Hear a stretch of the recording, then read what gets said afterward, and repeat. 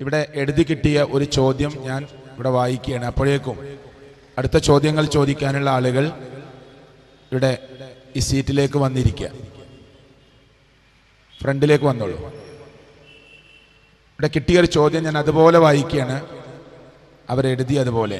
നബി സല്ലല്ലാഹു അലൈഹി വസല്ലമക്ക് സിഹ്ർ ബാധിച്ചു എന്നത് ഖുർആനിലെ സൂറത്ത് ഇസ്രാ, സൂറത്ത് ഫുർഖാൻ വചനങ്ങളിൽ എതിരാണെന്ന് പറഞ്ഞ് നെട്ടോട്ടം വിറളി പിടിച്ച് ഓടി നടക്കുന്ന വിഘടിത മർക്കസു ദഅവക്കാർക്ക് പ്രസ്തുത ആയത്തുകളിൽ അങ്ങനെയൊരു പരാമർശം ഉണ്ടോ ഒന്ന് വിശദീകരിക്കണം. മുജാഹിദ് പ്രവർത്തകർ ഇത് സദസ്സിൽ നിന്ന് സ്റ്റേജിലേക്ക് കൊടുത്തയച്ച അതുപോലെ ഞാൻ വായിച്ചതാണ്. അതിന് ഫൈസൽ മൗലവി ചുരുക്കി മറുപടി പറയും. അപ്പോഴേക്കും അടുത്ത ചോദ്യങ്ങൾ ചോദിക്കാനുള്ള ആളുകൾ അവിടെ വന്നിരിക്കും.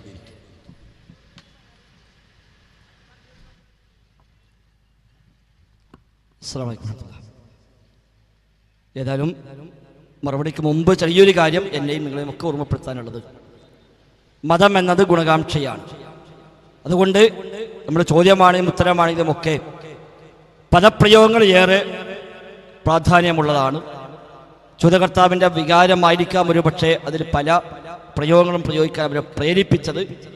അവർ ഇഖ്ലാസ് നമ്മൾ മാനിക്കുന്നു, പക്ഷേ അത്തരം ചില പദങ്ങൾ എപ്പോഴും നമ്മൾ ഒഴിവാക്കലാണ് നമുക്ക് ഏറ്റവും നല്ലത്.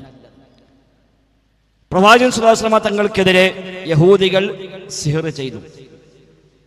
ഇമാം ബുഖാരി, മുസ്ലിം അടക്കമുള്ള ഒട്ടുമിക്ക ഹദീസ് പണ്ഡിതന്മാരും തങ്ങളുടെ ഗ്രന്ഥങ്ങളിൽ ഉദ്ധരിച്ച ഒരു ഹദീസാണ് അത്. സ്വഹീഹ് ബുഖാരിയിൽ 6 തവണ ആവർത്തിച്ച ഹദീസ് വന്നിട്ടുണ്ട്. സ്വഹീഹ് മുസ്ലിമിലും ആ ഹദീസ് ഒരു തവണ ഉദ്ധരിക്കപ്പെട്ടിട്ടുണ്ട്. മറ്റു ധാരാളം ഹദീസ് ഗ്രന്ഥങ്ങളിൽ ആ ഹദീസ് സ്വഹീഹായ പരമ്പരയിൽ റിപ്പോർട്ട് ചെയ്യപ്പെടുന്നുമുണ്ട്. യഹൂദികളായ ആളുകൾ പ്രവാചകർക്കെതിരെ എന്തെങ്കിലും ഒരു കാര്യം ചെയ്യാൻ വേണ്ടി കൂടിയാലോചിക്കുകയും അവസാനം സിഹ്ർ ചെയ്യാൻ തീരുമാനിക്കുകയും ലബീദ് ഇബ്നു അഅ്സം എന്ന് പറയുന്ന സിഹ്റിൽ അഗ്രഗണ്യനായ ഒരാളെ കണ്ട് അയാളുമായി കരാറുണ്ടാക്കി അയാൾ ആവശ്യപ്പെട്ട പണം അയാൾക്ക് കൊടുക്കാൻ തയ്യാറായി. അങ്ങനെ അയാൾ ആവശ്യപ്പെട്ട കാര്യങ്ങൾ അവരൊക്കെ സംഘടിപ്പിച്ചു കൊടുത്ത് അതുവഴി അവർ സിഹ്ർ ചെയ്തു. ഇതാണ് അതിൻ്റെ ആശയം. ആ സിഹ്റിൽ പ്രവാചകർക്ക് ചില സ്വാധീനങ്ങൾ ഉണ്ടായി എന്ന് അല്ലാഹു തആല ജിബ്രീലിനെയും മീകായിലിനെയും പറഞ്ഞയച്ചുകൊണ്ട് നബി തങ്ങളെ അറിയിച്ചു. എന്താണ് പ്രതിവിധി എന്നും അല്ലാഹു തആല ഈ 2 മലക്കിലൂടെ തന്നെ നബി തങ്ങൾക്ക് അറിയിപ്പ് നൽകി. ആ അറിയിപ്പ് പ്രകാരം നബി തങ്ങൾ പ്രാവർത്തികമാക്കി. അതോടെ ആ ഒരു പ്രയാസം അവസാനിക്കുകയും ചെയ്തു. ഇത് പ്രവാചകരുടെ ഒരു വലിയ നുബുവത്തിന് അടയാളമായിട്ടാണ് പണ്ഡിതന്മാർ ഇതിനെ ചൂണ്ടിക്കാണിച്ചത്.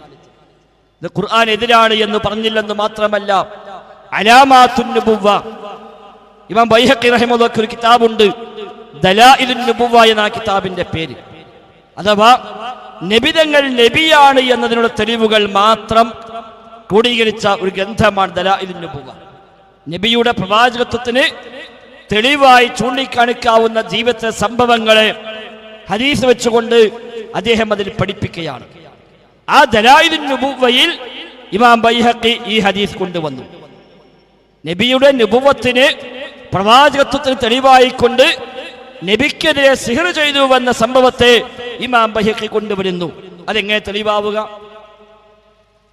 അഥവാ നബിതങ്ങളുടെ എതിരാളികളുടെ വാദം നബിതങ്ങൾ സാഹിറാണ്, സിഹ്ർ ചെയ്യുന്ന ആളാണ്, പൈശാചിക സേവയുള്ള ആളാണ് എന്നാണ് നബിയെക്കുറിച്ച് അവർക്കുള്ള ആക്ഷേപം. സാഹിറിന് ഒരിക്കലും സിഹ്ർ ബാധിക്കുകയില്ല. സാഹിറിന് ഒരിക്കലും സിഹ്ർ ബാധിക്കുകയില്ല. അപ്പൊ നബിക്ക് സിഹ്ർ ബാധിച്ചു എന്ന് വന്നാൽ നബി സാഹിർ അല്ല എന്ന് തെളിഞ്ഞു. സാഹിർ അല്ലെങ്കിൽ പിന്നെ ഈ പറയുന്ന അത്ഭുതങ്ങളൊക്കെ എങ്ങനെയാണ് അപദൈവികമാണ് എന്ന് ഉറപ്പായല്ലോ. അപ്പൊ നബി നബിയാണ് എന്നതിന് ഒരുപാട് തെളിവുകൾ പറഞ്ഞ കൂട്ടത്തിൽ തെളിവായിട്ടാണ് ഇമാം ബൈഹഖി റഹിമഹുല്ലാഹ് ഈ സംഭവത്തെ ചൂണ്ടിക്കാണിച്ചത്. ലോകത്ത് അഹ്ലുസുന്നയുടെ പണ്ഡിതന്മാരിൽ ഒരാളെങ്കിലും ഈ ഹദീസ് ഖുർആനെതിരാണ് എന്നോ ഈ ഹദീസ് പരസ്പരം വൈരുദ്ധ്യമാണ് എന്നോ തൗഹീദിനെതിരാണ് എന്നോ ഇത് നബിക്കൊരു കുറച്ചിലാണ് എന്നോ ഇത് അസ്വീകാര്യമാണ് എന്നോ ലോകത്ത് അഹ്ലുസുന്നയുടെ പണ്ഡിതന്മാരിൽ 14 കാലമായി ഒരാളും പറഞ്ഞിട്ടില്ല. നബിയിൽ നിന്ന് 7 സ്വഹാബിമാർ വഴിക്ക് ഈ ഹദീസ് റിപ്പോർട്ട് ചെയ്യപ്പെടുന്നുണ്ട്. ധാരാളം പരമ്പരകളിൽ അത് ഉദ്ധരിക്കപ്പെടുന്നുണ്ട്. സ്വഹീഹും ദഈഫും ഒക്കെയായ വ്യത്യസ്തങ്ങളായ പരമ്പരകൾ അതിന് വന്നിട്ടുണ്ട്. ആ പരമ്പരകളെ മാത്രം ക്രോഡീകരിച്ച് ഗ്രന്ഥങ്ങൾ പോലും എഴുതിയ ആളുകൾ ലോകത്തുണ്ട്. ഇബ്നു തൈമിയ്യ റഹിമഹുല്ലാഹി ഇബ്നു ഖയ്യിം ഒക്കെ വളരെ വിശദമായി ഈ ഹദീസുമായി ബന്ധപ്പെട്ട വിശദീകരണങ്ങൾ തങ്ങളുടെ ഗ്രന്ഥങ്ങളിൽ നൽകിയിട്ടുമുണ്ട്. ഇബ്നു ഖയ്യിം റഹിമഹുല്ലാഹ് പറയുന്നത്, ചില ജാഹിലുകളിതാ ഇപ്പോൾ ഈ ഹദീസിനെ നിഷേധിക്കാൻ മുന്നോട്ട് വരുന്നു എന്ന് പറഞ്ഞുകൊണ്ടാണ് സാദുൽ മആദ് എന്ന കിതാബിൽ ഇബ്നു ഖയ്യിം റഹിമഹുല്ലാഹ് ഈ ചർച്ചയ്ക്ക് തുടക്കമിട്ടു തന്നെ. ഇബ്നു ഹജർ അസ്ഖലാനി റഹിമഹുല്ലാഹ് ഫത്ഹുൽ ബാരിയിൽ ഈ ഹദീസുമായി ബന്ധപ്പെട്ട വിശദമായ ചർച്ച കൊണ്ടുവരുന്നുണ്ട്. നബവി ഇമാമിന്റെ ശർഹ് മുസ്ലിമിൽ വിശദമായി ചർച്ചയുണ്ട്. ആധുനിക കാലത്തുള്ള സലഫി ലോകത്തെ പണ്ഡിതന്മാർ ഇത് പറയാത്തവർ ആരുമില്ല എന്ന് തന്നെ പറയാം. ഒരാള് പോലും ഈ സംഭവം ഖുർആനെതിരാണ് എന്ന് പറഞ്ഞില്ല, അസ്വീകാര്യമാണെന്ന് പറഞ്ഞില്ല, ലഈഫാണെന്ന് പറഞ്ഞില്ല. സ്വഹീഹ് ബുഖാരിയിലെ ചില ഹദീസുകൾക്ക് വിമർശനം ഉന്നയിച്ച ലോകപ്രസിദ്ധരായ ഹദീസ് പണ്ഡിതന്മാർ പോലും ഈ ഹദീസിന് വിമർശനം ഉന്നയിച്ചില്ല. മാത്രമല്ല, ഇത് ശരിയാണെന്ന് അംഗീകരിക്കുകയും നബിയുടെ നുബുവ്വത്തിനുള്ള തെളിവായി പോലും ചൂണ്ടിക്കാണിക്കുകയും ചെയ്തുവെങ്കിൽ അത് തള്ളിക്കളയുന്ന ആളുകൾ ആ ഹദീസിന് ശരിയായ വിവക്ഷയെ മനസ്സിലാക്കിയിട്ടില്ല എന്നാണ് നമുക്ക് അവരെ കുറിച്ച് പറയാനുള്ളത്. ഈ ഹദീസുകൾക്ക് മുൻഗാമികൾ കൊടുത്ത അർത്ഥം എന്താണ്? അഹ്ലുസുന്ന എങ്ങനെയാണത് നോക്കിക്കണ്ടത്? സ്വഹാബിമാർ എങ്ങനെയാണ് ഇതേക്കുറിച്ച് പറഞ്ഞത്? താബിഈങ്ങൾ എന്താണ് ഇതേക്കുറിച്ച് പറഞ്ഞത് എന്നൊക്കെ അന്വേഷിക്കാൻ തയ്യാറായിരുന്നുവെങ്കിൽ അത്ര വലിയ നിഷേധത്തിന്റെ കുഴിയിലേക്ക് അവർ ചെന്ന് ചാടുമായിരുന്നില്ല. അതുകൊണ്ട് അത്തരം സഹോദരങ്ങൾ ഈ ശബ്ദം ഇപ്പോഴോ ഇനി പിന്നീടോ കേൾക്കുകയാണെങ്കിൽ അവരോട് സൂചിപ്പിക്കാനുള്ളത്, നിങ്ങൾ ആത്മാർത്ഥമായി നിഷ്പക്ഷമായി ആ ഹദീസിനെ ശരിയായ ഹദീസ് പണ്ഡിതന്മാർ എങ്ങനെയാണ് വ്യാഖ്യാനിച്ചത് എന്ന ഒരു ശരിയായ അന്വേഷണത്തിൽ നിങ്ങൾ തയ്യാറായാൽ തന്നെ നിങ്ങൾക്കതിൽ കാര്യം ബോധ്യമാകും. അവനവന്റെ സ്വന്തം വ്യാഖ്യാനങ്ങൾ ആദ്യമേ ഉണ്ടാക്കി വെച്ച നിലപാടുകൾക്കനുസരിച്ചല്ല ഹദീസുകളെ ആയത്തുകളെ മനസ്സിലാക്കേണ്ടത് എന്നാണ് ഏറ്റവും ചുരുക്കി അതുമായി ബന്ധപ്പെട്ട് സൂചിപ്പിക്കാനുള്ളത്. വല്ലാഹു അഅലം.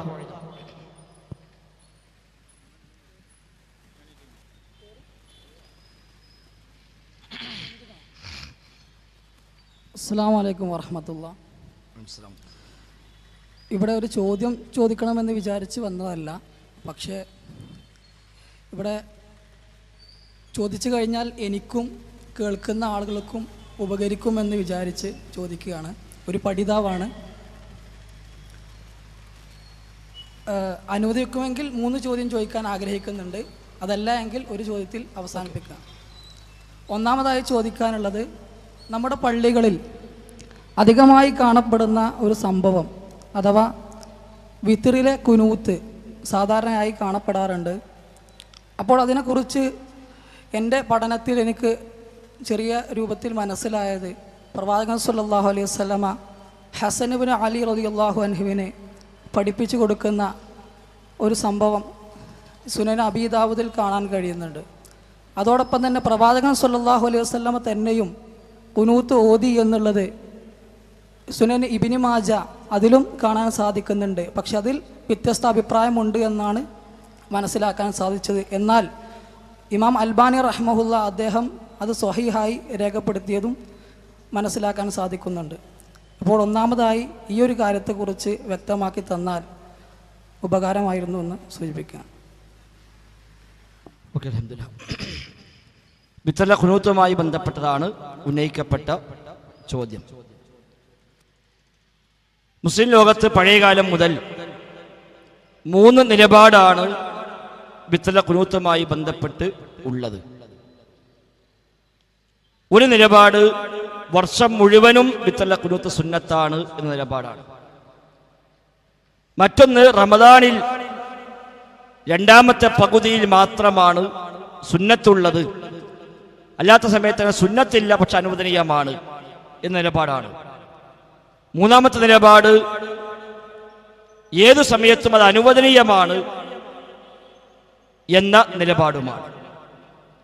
ഈ 3 നിലപാടിൽ സ്വഹാബിമാർ, താബിഈങ്ങൾ മുതലുള്ളവർ സ്വീകരിച്ചു വന്ന മാതൃകകൾ, നിബിതങ്ങളുടെ അധ്യാപനങ്ങൾ എന്നിവ പരിശോധിക്കുമ്പോൾ ഇതിനു പ്രത്യേകമായ പിൻബലമുണ്ട്, പ്രമാണമുണ്ട് എന്ന് തന്നെയാണ് മനസ്സിലാക്കാൻ സാധിക്കുന്നത്.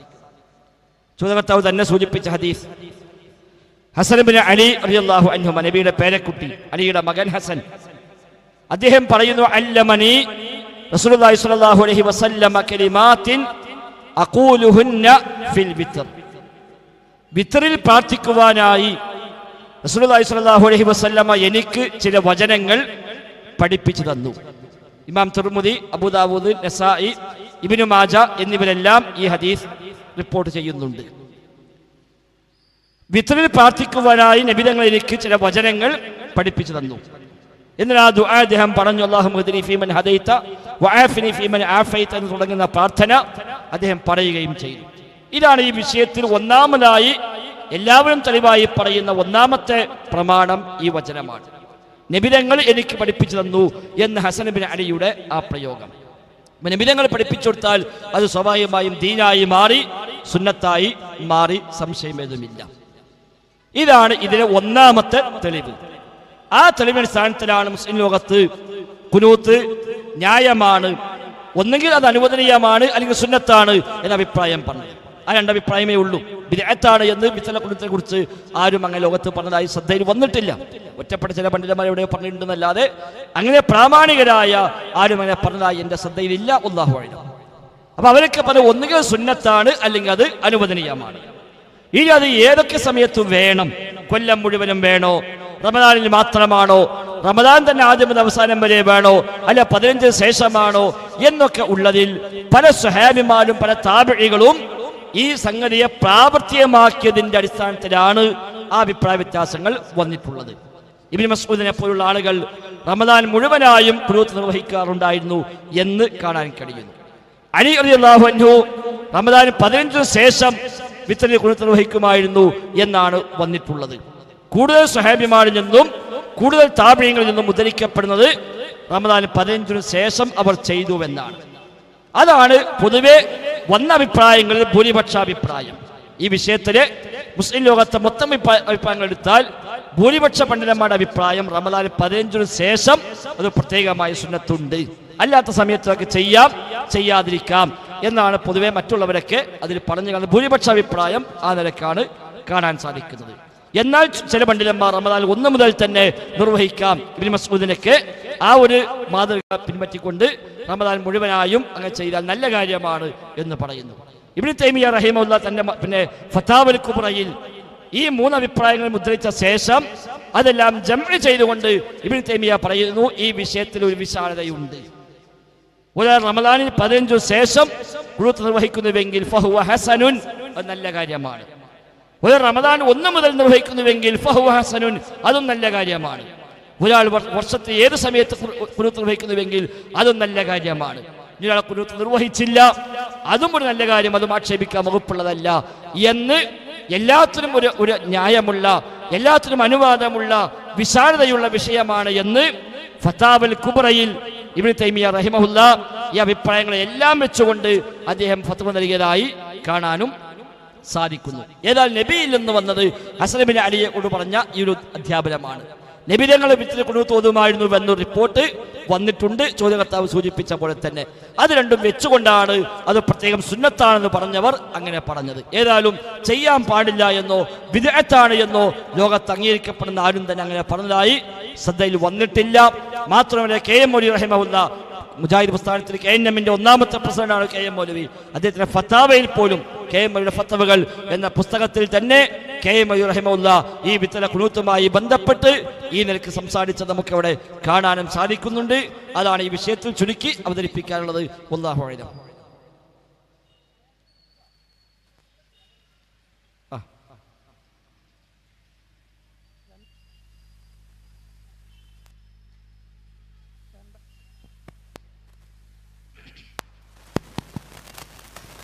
രണ്ടാമതായി ചോദിക്കാനുള്ള ചോദ്യം, ഈ കറാമത്തും മുഅ്ജിസത്തും അത് മരണശേഷം നിലച്ചു പോകുന്ന ഒന്നാണോ? അങ്ങനെയാണ് എങ്കിൽ ഖുർആൻ ഇപ്പോഴും നിലനിൽക്കുന്ന ഒന്നാണല്ലോ.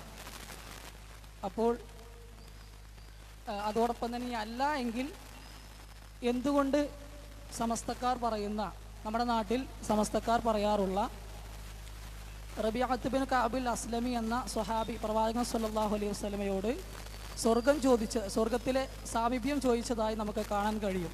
അപ്പോൾ അത് വെച്ചുകൊണ്ട് അസ്അലുക മുറാഫഖതക ഫിൽ ജന്ന, പ്രവാചകരെ അങ്ങയുടെ സ്വർഗത്തിലെ സാമീപ്യം ഞാൻ പ്രതീക്ഷിക്കുന്നു, ഞാൻ താങ്കളോട് ചോദിക്കുന്നു എന്ന് ചോദിക്കുന്നത് വെച്ചുകൊണ്ട് എന്തുകൊണ്ട് മുജാഹിദ് പ്രസ്ഥാനം എന്തുകൊണ്ടത് അടിസ്ഥാനമാക്കി പ്രവാചകരോട് നേരിട്ട് സ്വർഗം ചോദിക്കുന്നില്ല? കാരണം അവിടെ സമസ്തക്കാരുടെ വാദപ്രകാരം അവർ സ്വന്തമായി ചെയ്യാനുള്ള കഴിവ് ഈ മഹാന്മാർക്കുണ്ട് എന്ന് അവർ വിശ്വസിക്കുന്നില്ല.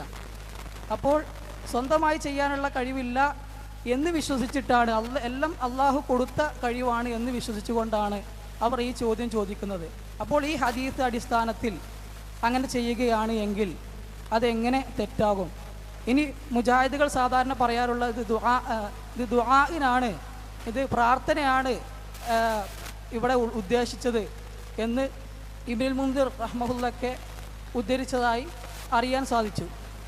അപ്പോൾ അങ്ങനെയാണെങ്കിൽ മുജാഹിദുകൾ എന്തുകൊണ്ട് മരിച്ച ആളുകളോട് പ്രാർത്ഥിക്കാൻ വേണ്ടി ആവശ്യപ്പെടുന്നില്ല? അപ്പോൾ ഇത് വൈരുദ്ധ്യമല്ലേ എന്നാണ് ചോദ്യം. 3-4 വിഷയങ്ങളുമായി ബന്ധപ്പെട്ടതാണ് ഉന്നയിക്കപ്പെട്ട ചോദ്യം. തുടക്കം കറാമത്ത് മുഅ്ജിസത്താണ് പറഞ്ഞത്, പിന്നീട് റബീഅത്ത് ബിൻ കഅബിൽ അസ്ലമിയുടെ ഒരു സംഭവമാണ് പറഞ്ഞത്. ആ സംഭവവും കറാമത്ത് മുഅ്ജിസത്തും തമ്മിൽ ബന്ധമില്ല, രണ്ടും രണ്ടാണ്. നബി തങ്ങളുടെ മുഅ്ജിസത്ത് വേറെ, റബീഅത്ത് ബിൻ കഅബിൽ അസ്ലമിയുടെ ചോദ്യം വേറെ, രണ്ടും രണ്ടാണ്. അത് നമ്മൾ ആ നിലയ്ക്ക് മനസ്സിലാക്കുക. സമസ്തക്കാർക്ക് ആ വിഷയത്തിൽ വലിയ അപകടമാണ്, വലിയ അബദ്ധമാണ് സംഭവിച്ചിരിക്കുന്നതും അത് മറ്റൊരു തലവുമാണ്. അതുകൊണ്ട് മറുപടി അല്പം നീളും. ഈ 3 ഭാഗം വിശദമായി പോയില്ലെങ്കിൽ ഇതൊരു വ്യക്തത കിട്ടില്ല എന്നതുകൊണ്ടാണ് ക്ഷമിക്കുക. ഒന്നാമതായി കറാമത്തെ മുഅ്ജിസത്ത് മരണശേഷം ഉണ്ടാകുമോ ഇല്ലേ? അതേ ഉത്തരത്തിലേക്ക് കടക്കും മുമ്പ് യഥാർത്ഥത്തിൽ കറാമത്തെ മുഅ്ജിസത്ത് എന്താണ് എന്ന് മനസ്സിലാക്കണം.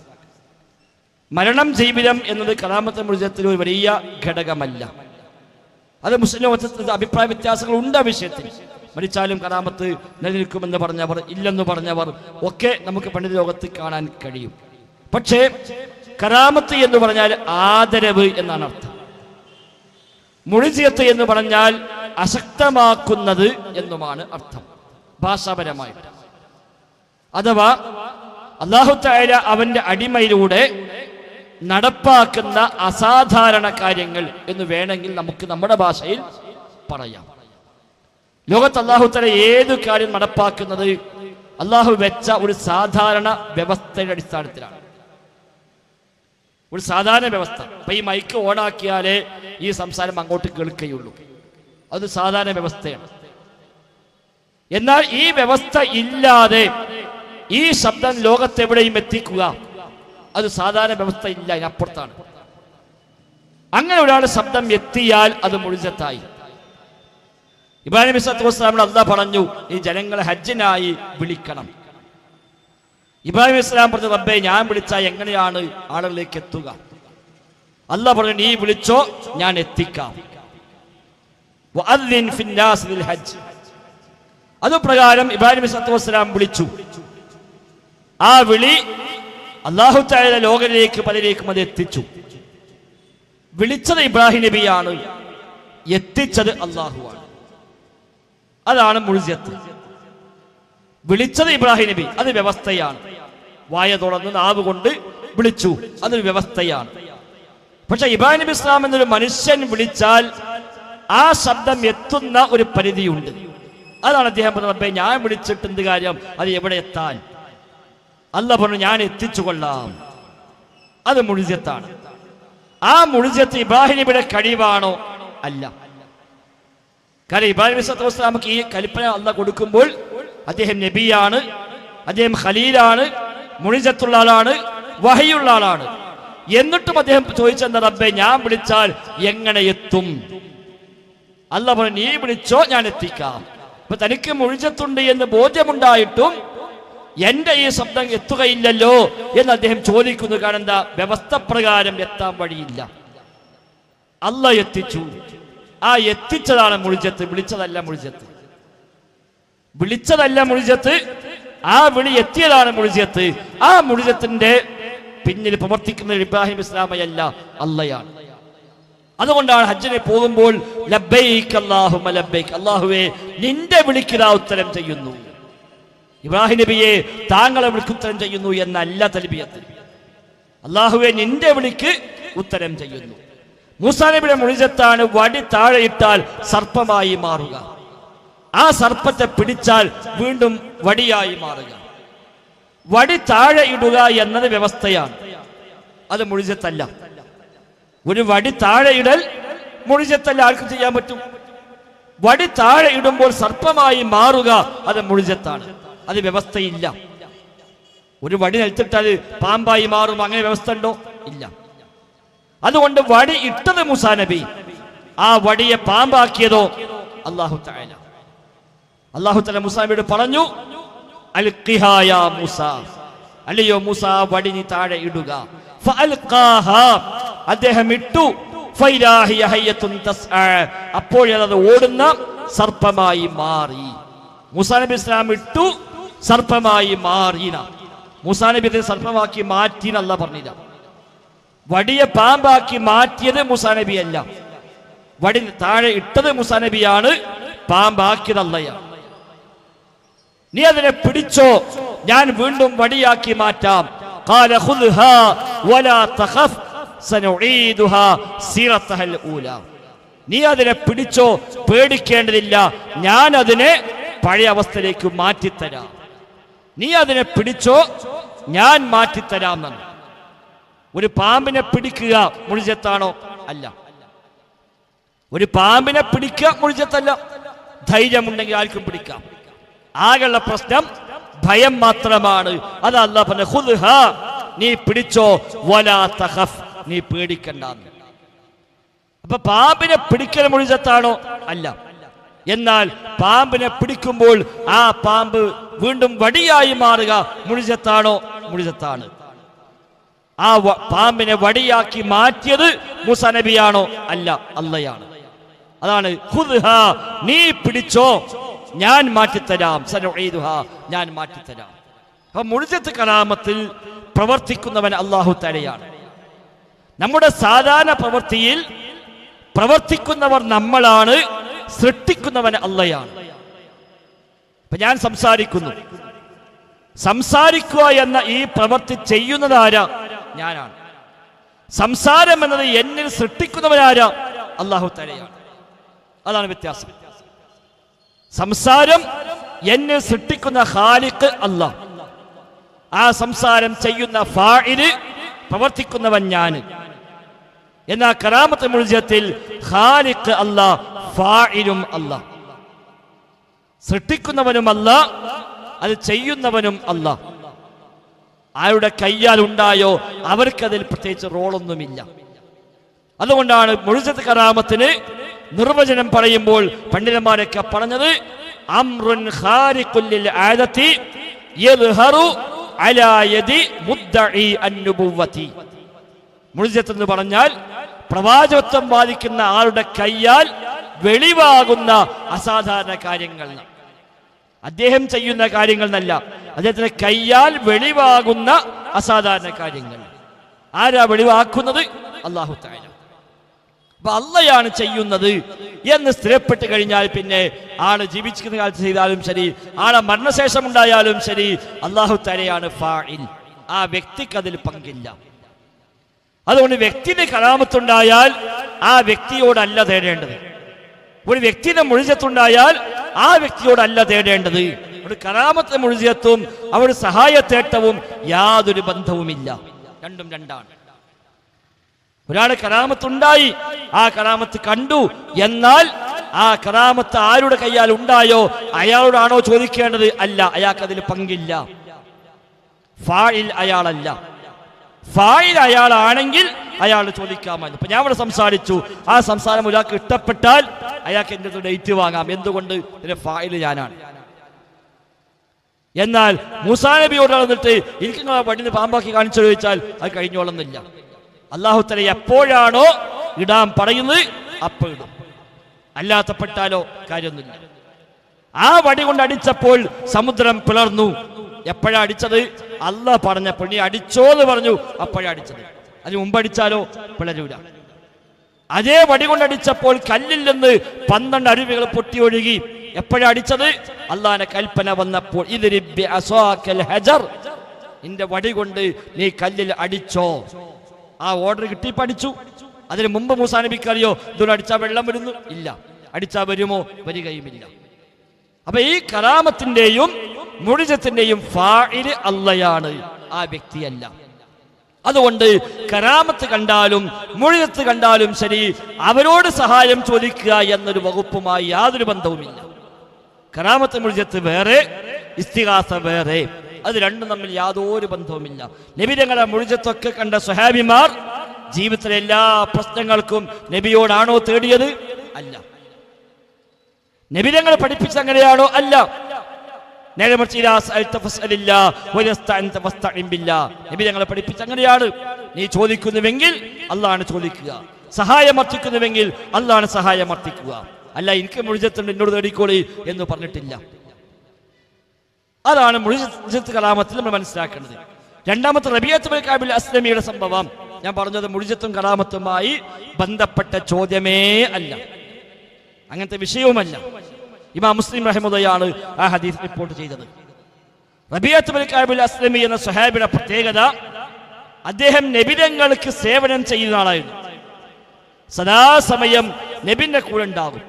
നബിക്ക് എല്ലാ സഹായങ്ങളും ചെയ്ത് നബി ചോദിക്കാതെ, നബി പറയാതെ തന്നെ കണ്ടറിഞ്ഞ് നബിക്ക് ആവശ്യമായ എല്ലാ ഖിദ്മത്തും എടുത്ത് കൂടെ കൂടിയാളാണ് റബീഅത്ത് ബിൻ കഅബ് അസ്ലമി റളിയല്ലാഹു അൻഹു.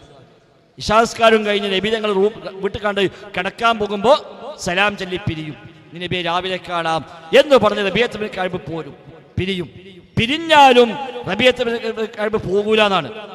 നബി ഉള്ളിൽ കയറി വാതിലടച്ചാൽ അദ്ദേഹം അവിടെ വാതിലിനെ പുറത്ത് അവിടെ വന്ന് കൂടും.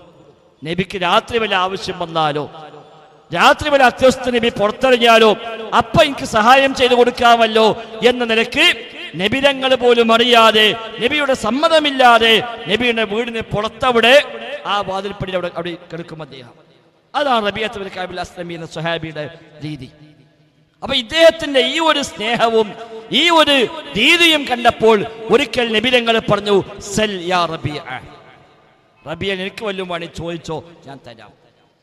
നബിതങ്ങൾ ഉദ്ദേശിച്ചത് എന്തെങ്കിലും സാമ്പത്തിക സഹായമോ അങ്ങനത്തെ വല്ല സപ്പോർട്ടൊക്കെ വേണമെങ്കിൽ ചോദിച്ചാൽ മതി, അത് കൊടുക്കാമെന്ന അർത്ഥത്തിലാണ് നബിതങ്ങളുടെ ചോദ്യമെന്ന് നമുക്ക് ആ സംഭവത്തിൽ മനസ്സിലാവും.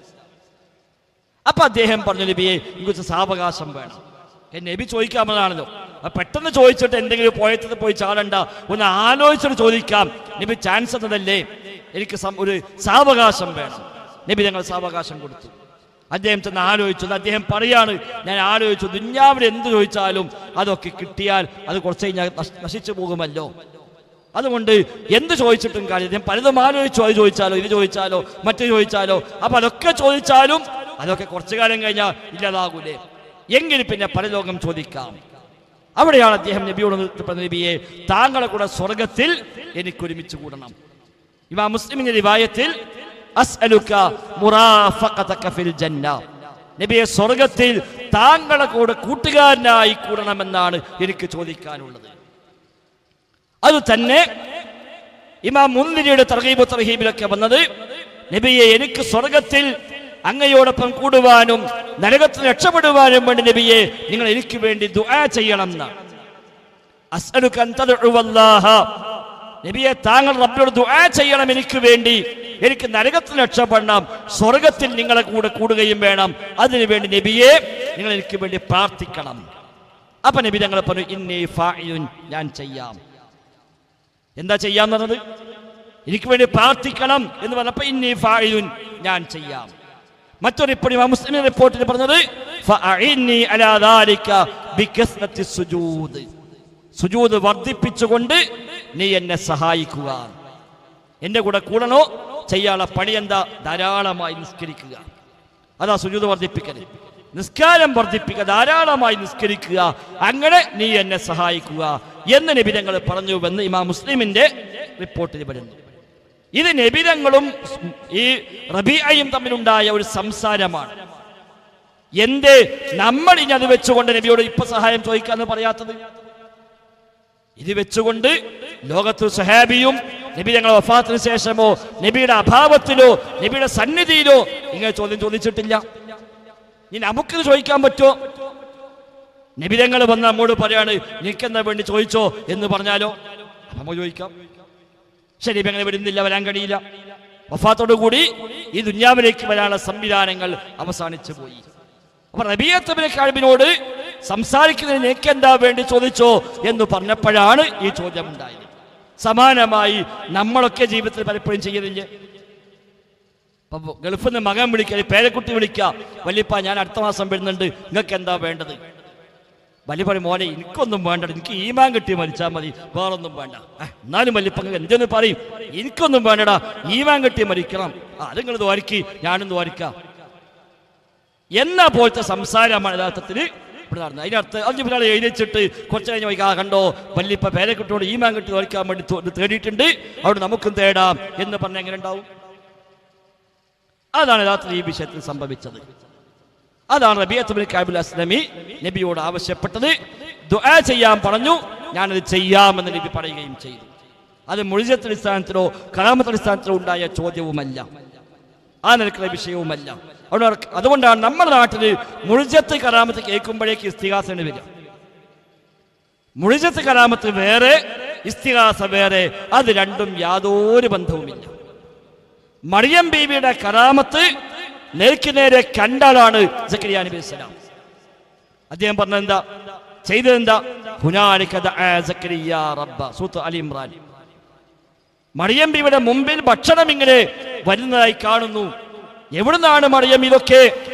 ഹുവ മിൻ ഇൻദില്ലാഹ് ഇന്നല്ലാഹ യർസുഖു മൻ യശാഉ ബിഗൈരി ഹിസാബ്. ആ സീസണിൽ ഇല്ലാത്ത പഴവർഗ്ഗങ്ങൾ അവരുടെ മുമ്പിൽ വന്നുവെന്ന തഫ്സീറൊക്കെ കാണുന്നത്.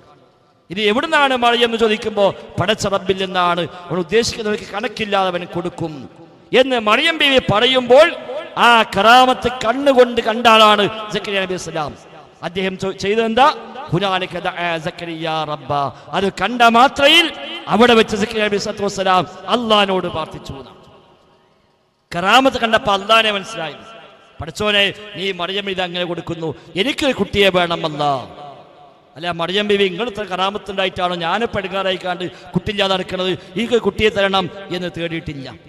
അപ്പൊ കറാമത്ത് കാണുമ്പോൾ ആ കറാമത്ത് നടപ്പാക്കുന്ന അള്ളാഹിനെയാണ് ഓർമ്മയാകേണ്ടത്.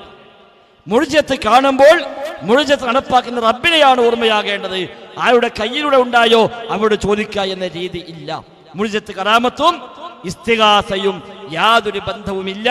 അത് പിൽക്കാലത്ത് നമ്മുടെ നാട്ടിൽ സൂഫികളായ ആളുകൾ കൊണ്ടുവന്ന തെറ്റായ ഒരു രീതിയാണ്. അതുകൊണ്ട് ഇസ്തിഗാസക്കൊരിക്കും തെളിവില്ല. അത് ജീവിതകാലത്തും പറ്റൂല, മരണശേഷവും പറ്റൂല. ഞാൻ അനുവദനീയമായ ഇസ്തിഗാസകൾ പോലും നിരുത്സാഹപ്പെടുത്തിയ മതമാണ് ഇസ്ലാം. അനുവദനീയമായ സഹായ ചോദ്യങ്ങൾ, മനുഷ്യന്മാർ തമ്മിൽ ചോദിക്കാൻ അനുവാദമുള്ള സഹായങ്ങൾ പോലും പരമാവധി ചോദിക്കാതിരിക്കുക, ഒരാൾ ആശ്രയിക്കാതിരിക്കുക, അതല്ലേ ഇസ്ലാമിന്റെ അധ്യാപനം?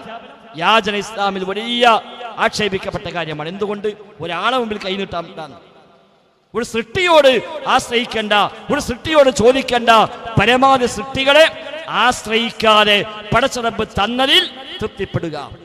അലി ഇബ്നു അബീ ത്വാലിബ് പറയുമായിരുന്നു, വഇൻ ളാഖ റിസ്ഖുൽ യൗമി ഫസ്ബിർ ഇലാ ഗദി അസാനക ബാതുദ് ദഹരി അൻക തസൂലു വലാ തുരിയന്ന الناس ഇല്ലാ തജമ്മുല നബാബിക ദഹ്റുൻ ഔ ജഫാക ഖലീൽ. എന്തൊക്കെ ബുദ്ധിമുട്ടും പ്രയാസം വന്നാലും ശരി, ആളുകൾക്ക് മുമ്പിൽ നിന്റെ പ്രയാസം നീ പ്രകടിപ്പിക്കല്ല. അവർക്ക് മുമ്പിൽ മാന്യമായി നിലകൊള്ളു. ഇന്ന് നിനക്ക് ബുദ്ധിമുട്ടുണ്ടെങ്കിൽ നാളെ അതൊക്കെ തീർന്നുകൊള്ളും. പടച്ച റബ്ബിന്റെ ആ ഒരു തീരുമാനത്തിന് വേണ്ടി കാത്തിരുന്നു. അതല്ലാതെ സൃഷ്ടികോട് നീ ആ നിലയ്ക്ക് നിന്റെ പ്രയാസം പോലും നീ പ്രകടിപ്പിക്കല്ല എന്ന് അലി ഇബ്നു അബീ ത്വാലിബ് റളിയല്ലാഹു അൻഹു നൽകിയ ഉപദേശങ്ങൾ നമുക്ക് കാണാൻ സാധിക്കും. ഇസ്ലാമിന്റെ അധ്യാപനം ഒരു സൃഷ്ടിയോടും പരമാവധി അനുവദനീയമായ കാര്യങ്ങളിൽ പോലും ചോദിക്കാതിരിക്കുക, ആശ്രയിക്കാതിരിക്കുക എന്നാണ് ഇസ്ലാം പഠിപ്പിച്ചത്. അല്ല, ലോകത്ത് എന്തുണ്ടെങ്കിലും അതൊക്കെ മഹാന്മാർ പോയി ചോദിക്കുക എന്നൊരു വകുപ്പില്ല. മുഅ്ജിസത്ത് കറാമത്ത് അതുമായി യാതൊരു ബന്ധവുമില്ല. ഇനി മരണശേഷം കറാമത്ത് ഉണ്ടാവട്ടെ ഇല്ലാതെക്കട്ടെ, രണ്ടാണെങ്കിലും അല്ല അവരുടെ കഴിവല്ല, അവരോട് ഉണ്ടാകുന്നതുമല്ല. സമസ്തക്കാരുടെ കണക്ക് പ്രകാരം അല്ല കൊടുത്ത കഴിവാണ്, സ്വന്തമായി കഴിവില്ല എന്ന് വിശ്വസിച്ചാൽ മതി. അതാണ് മൂന്നാമത്തെ പാർട്ട്. അത് യഥാർത്ഥത്തിൽ ന്യായമല്ല. സമസ്തക്കാരെ സംബന്ധിച്ച് കൊടുത്ത കഴിവാന്ന് വിശ്വസിച്ചാൽ പിന്നെ ശിർക്കിന്റെ പ്രശ്നമില്ല.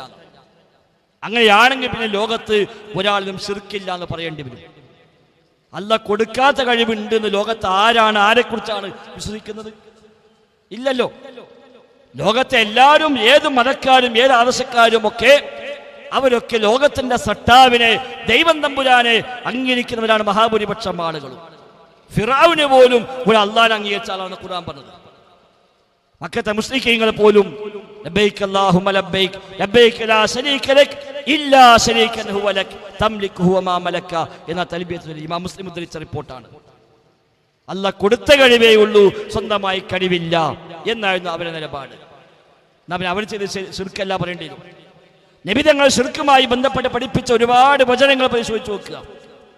ഇന്ന റുഖ വത്തമാഇമ വത്തിബത ശിർക്കുൻ, ഏലസും മുറുക്കും മന്ത്രങ്ങളും ഒക്കെ ശിർക്കാകുന്നു. അവിടെ ആരെങ്കിലും സ്വയം കൈകൊണ്ട് വിശ്വസിക്കോ? മൻ ഹലഫ ബിഗൈരില്ലാ ഫഖദ് അശ്റക, അല്ലാഹു അല്ലാത്തവരുടെ പേരിൽ സത്യം ചെയ്താൽ അവൻ ശിർക്ക് ചെയ്തു. സ്വയം കൈകൊണ്ട് വിശ്വസിക്കോ? അതേപോലെ ധാരാളമായ അധ്യാപനങ്ങൾ, ധാരാളം വചനങ്ങൾ. മരം, ഒരു വാള തൂക്കിയാൽ മരം വേണമെന്ന് ആവശ്യപ്പെട്ടപ്പോൾ ഇലാഹിനെ വേണമെന്ന് ചോദിക്കും പോലെയാണ് എന്ന് നബി തങ്ങൾ പറഞ്ഞു കൊടുത്ത സംഭവം ഇമാം തുർമുദി റിപ്പോർട്ട് ചെയ്തിട്ടുണ്ട്.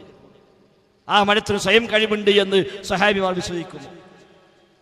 ഇങ്ങനെ തുടങ്ങി ശിർക്കുമായി ബന്ധപ്പെട്ടു പറഞ്ഞ ഒട്ടനവധി വചനങ്ങൾ. വമാ യുഅ്മിനു അക്സറുഹും ബില്ലാഹി ഇല്ലാ വഹും മുശ്രികൂൻ എന്ന വിശുദ്ധ ഖുർആനിലെ വചനം, ഇവയൊക്കെ സ്വയം കഴിവുണ്ട് വിശ്വസിച്ചില്ലെങ്കിലും ശിർക്ക് വരും എന്ന് പഠിപ്പിക്കുന്ന അധ്യാപനമാണ്. സ്വയം കഴിവുണ്ട് വിശ്വസിച്ച ശിർക്കാണ്, സ്വയം കഴിവുണ്ട് വിശ്വസിച്ചില്ലെങ്കിലും ശിർക്ക് വരാം. നബിയോടൊരു സ്വഹാബി എന്ന് പറയുന്ന, നബിയെ താങ്കളും അള്ളാഹും ഉദ്ദേശിച്ചതാണ് സംഭവിക്കുക. മാഷാ അല്ലാഹു വശിഅത യാ റസൂലല്ലാഹ്, അള്ളാഹുവിന്റെ റസൂലേ നിങ്ങളും അള്ളാഹും എന്താണ് ഉദ്ദേശിച്ചത് അതുണ്ടാകും. എന്താ നബിയുടെ പ്രതികരണം? നീ എന്നെ അള്ളാഹ്ക്ക് തുല്യമാക്കുകയാണോ എന്ന്. നബിക്ക് സ്വയം കഴിവുണ്ട് എന്ന് ആ സ്വഹാബി വിശ്വസിക്കുമോ? ഇല്ല. അപ്പൊ അത് ഒരു അടിസ്ഥാനവുമില്ലാത്ത, ലോകത്ത് സിയാക്കൾ മാത്രം പറഞ്ഞ ആശയമാണ്. സിയാക്കൾ ആശയം അതാണ്, സ്വയം കഴിവുണ്ട് വിശ്വസിച്ചാൽ മാത്രമേ ശിർക്കുള്ളൂ, അല്ലെങ്കിൽ ശിർക്കില്ല. ആ ഷിയ ആശയത്തെ പിന്നീട് സൂഫികൾ ത്വരീഖത്തുകാർ ഏറ്റെടുത്തു. ആ ത്വരീഖത്തിനെ സമസ്ത കൂട്ടിപ്പിടിച്ചപ്പോൾ സമസ്തക്ക് ആശയമുണ്ടായി എന്നല്ലാതെ ലോകത്തങ്ങ് അഹ്ലുസുന്ന പണ്ഡിതന്മാർ, വിശ്വാസം പഠിപ്പിച്ചവർ ആരും സ്വയം കഴിവുണ്ട് വിശ്വസിച്ചില്ലെങ്കിൽ ശിർക്ക് വരില്ല എന്ന ഒരു ന്യായം എവിടെയും പഠിപ്പിച്ചിട്ടില്ല. അഖീദ പഠിപ്പിക്കാൻ, വിശ്വാസം പഠിപ്പിക്കാൻ നൂറുകണക്കായ കിതാബുകൾ മുസ്ലിം ലോകത്ത് രചിക്കപ്പെട്ടിട്ടുണ്ട്. ആ കിതാബുകൾ എവിടെയും അങ്ങനെ രീതി പഠിപ്പിക്കപ്പെട്ടിട്ടുമില്ല. വല്ലാഹു അഅലം.